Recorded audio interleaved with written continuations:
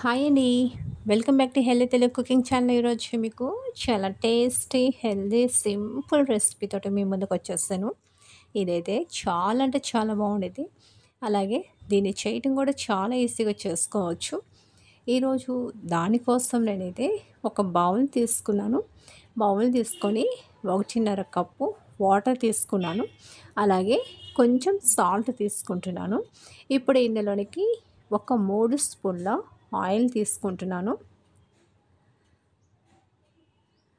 ఈ ఆయిల్ వేసిన తర్వాత మనం చేసే కర్రీ మంచిగా టేస్ట్గా ఉండాలంటే పుల్లగా దీనిలోనికి నేనైతే కొంచెం నిమ్మరసం తీసుకుంటున్నాను. బాగా పండినటువంటి నిమ్మకాయలు, వాటిని నేను ఇప్పుడు రసం తీసుకుంటున్నాను. బాగా రసం ఉన్న కాయలైతే 2 సరిపోతాయి, రసం తక్కువ కాయలైతే 3 సరిపోతాయి. ఇప్పుడు వీటిని నేను అంతా కూడా బాగా కలుపుకోవాలి. వేసిన సాల్టు, నిమ్మరసం, అలాగే ఆయిలు ఇవన్నీ కూడా బాగా కలుపుకున్న తర్వాత ఇందులోనికి ఒక బౌల్ శనగపిండి అనేది తీసుకోవాలి. దాన్ని కూడా ఉండలు లేకుండా మంచిగా కలుపుకోవాలి. ఈ విధంగా కలుపుకున్న దానిలోకి ఇప్పుడు నేనైతే కొంచెం బేకింగ్ సోడా అయితే నేను తీసుకుంటున్నాను. ఇది తీసుకోవటం వల్ల మనం చేసేటటువంటి డోక్లా అనేది మంచిగా పొంగుతూ బాగా వచ్చేస్తుంది. ఇప్పుడు నేను బేకింగ్ సోడా తీసుకొని అంతా కూడా నేను కలిపేసుకుంటున్నాను. ఇది మనకి ఎంత మంచిగా కలిపితే అంత బాగా వచ్చేస్తుంది. ఇది మనం కలపకుండా ఉంటే దీని కలర్ అనేది చాలా చేంజ్ అయిపోతుంది. అందుకని మంచిగా ఈ విధంగా కలుపుకొని ఇప్పుడు దీన్ని మనము ఒక పాత్ర తీసుకొని ఇందులోనికి కొంచెం ఆయిల్ తీసుకొని ఇది చక్కగా ఆయిల్ అంతా కూడా మనం ఈ పాత్రకి అప్లై చేసుకొని ఇప్పుడు మనం ముందుగా కలిపి పెట్టుకున్నటువంటి ఈ శనగపిండి మిశ్రమాన్ని కూడా ఇందులోకి తీసుకోవాలి. ఇది చేయటం అయితే చాలా ఈజీగా చేసుకోవచ్చు. టేస్ట్ అయితే సూపర్గా ఉండిద్ది. ఇప్పుడు ఇందులోనికి తీసుకున్న దాన్ని మనము ఇప్పుడు దీన్ని ఉడికించుకోవాలి. దీనికోసం నేనైతే ఒక పెద్ద పాత్ర తీసుకున్నాను. అందులో కొన్ని వాటర్ తీసుకొని ఇప్పుడు నేను ఈ చిన్నదాన్ని దాంట్లో పెట్టేసి మూత పెట్టేసి ఈ విధంగా స్టీమ్ తోటి ఉడికించేసాను. నాకైతే ఒక 20 మినిట్స్ పట్టేసింది. ఇప్పుడు ఉడికిన దాన్ని చుట్టుపక్కల కొంచెం మనం చాకుతో కట్ చేసినట్టు అయిపోతే అది మనకి తీయడానికి చాలా ఈజీగా అనిపించేస్తుంది. నేనైతే ప్లేట్ పెట్టేసి ఉల్టా చేసి తీసేసాను.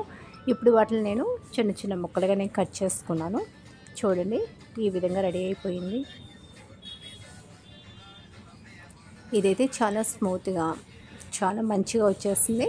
ఇప్పుడు మనం చేస్తుంది కర్రీ కాబట్టేసి ఈ కర్రీకి ఒక ప్యాన్ తీసుకొని ఇందులోనికి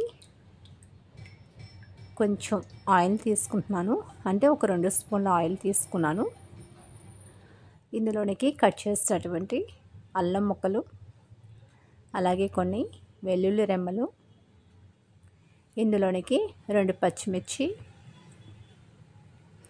అలాగే ఇందులోనికి కట్ చేసినటువంటి ఒక 3 ఆనియన్స్, ఇందులోనికి ఒక స్పూన్ జీరా, అలాగే కట్ చేసినటువంటి టమాటా ముక్కలు ఒక 4 తీసుకున్నాను. ఇవన్నీ కూడా కొంచెం ఫ్రై చేసుకోవాలి. దీనిలోనికి కొంచెం సాల్ట్ తీసుకుంటున్నాను. ఈ సాల్ట్ తీసుకోవటం వల్ల మనకి టమాటా అనేది ముక్క మెత్తబడిపోయి మనకి త్వరగా రెడీ అయిపోతుంది. ఈ విధంగా కలుపుకున్న తర్వాత ఇందులోనికి నేనైతే దాల్చిన చెక్క, అలాగే మొగ్గ ఇవి కూడా నేను తీసుకుంటున్నాను.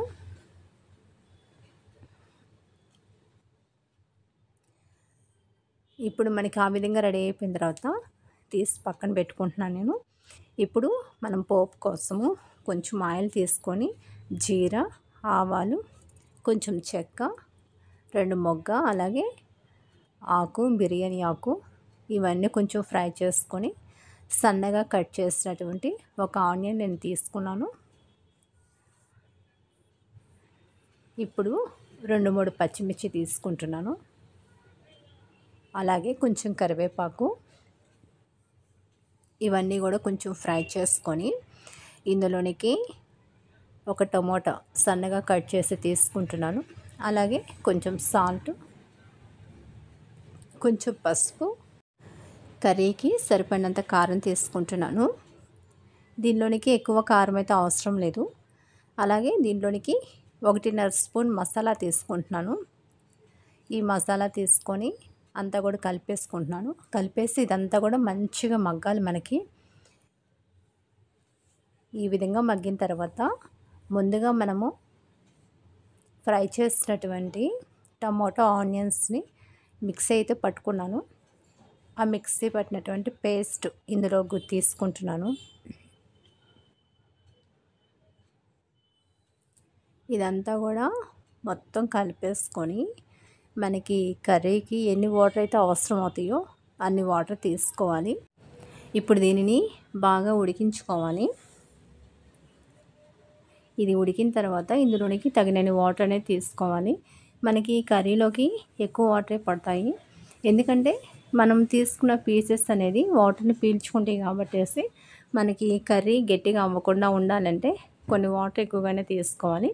ఇప్పుడు అవి కూడా మనకి ఈ విధంగా బాయిల్ అయిపోయిన తర్వాత ఇప్పుడు కట్ చేసినటువంటి ఈ డోక్లా పీసెస్ కూడా తీసుకుంటున్నాను.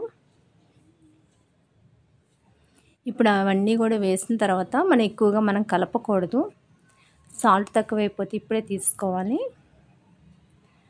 ఈ సాల్ట్ చూసుకొని ఫైనల్గా కొంచెం కొత్తిమీర అనేది తీసుకొని అంతా కూడా కలుపుకొని మనం సర్వ్ చేసుకోవటమే. చాలా అంటే చాలా బాగుండిద్ది. చేయటం చాలా సింపుల్గా చేసుకోవచ్చు.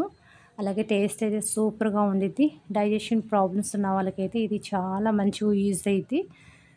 చూడండి, నాకైతే ఇప్పుడు డోక్లా కర్రీ అనేది చాలా హెల్తీగా సింపుల్గా రెడీ అయిపోయింది. చాలా టేస్టీ అయినటువంటి ఈ డోక్లా కర్రీని మీరు కూడా ఇంట్లో వాళ్ళకి చేసి పెట్టినట్టయితే వాళ్ళు కూడా చాలా హెల్తీగా ఉంటారు, హ్యాపీగా ఉంటారు. Thank you for watching.